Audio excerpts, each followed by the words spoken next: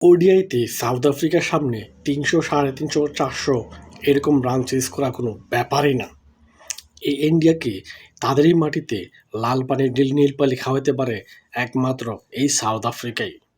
এই আজকেই দেখুন না, তারা ওডিআইতে ইন্ডিয়া প্রথমে ৩৫৮ রান সংগ্রহ করে সেটি সাউথ আফ্রিকা চেস করে ফেলে। চিন্তা করা যায়, ৩৫৮ রান ওডিআইতে এবং হোম কন্ডিশনে সাউথ আফ্রিকা ইন্ডিয়াকে হারিয়েছে। একবার চিন্তা করুন যে কীভাবে সম্ভব এই এমন রান চেস করা।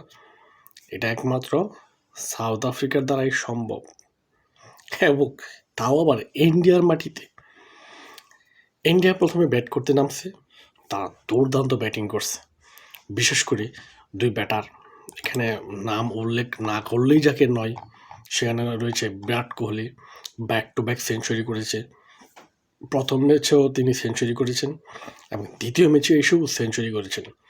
এবং আরেকটি সেঞ্চুরি এসেছে ঋতুরাজ গায়কোয়াড়ের ব্যাট থেকে, যেখানে 105 করেছে।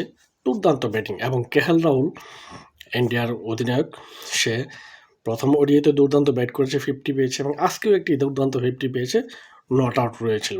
দারুণ ব্যাটিং। রবীন্দ্র জাদেজাও রান পেয়েছে।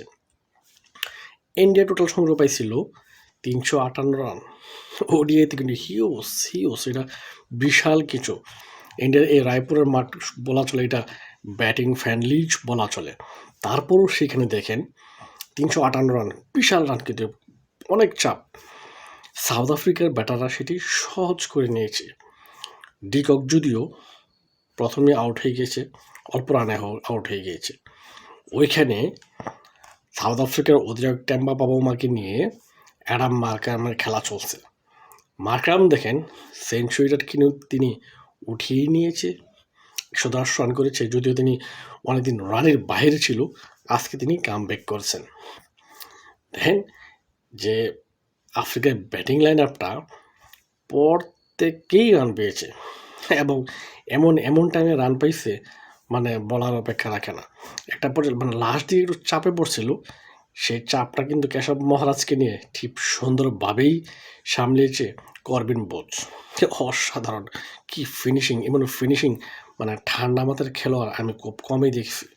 আজকে দেখলাম যে সাউথ আফ্রিকা কেন তারা ফেভারিট, ওডিআইতে এরকম বিশাল রান সংগ্রহ চেস করাটা তাদের অনায়াসেই করতে পারে, এটি আজকে দেখলাম।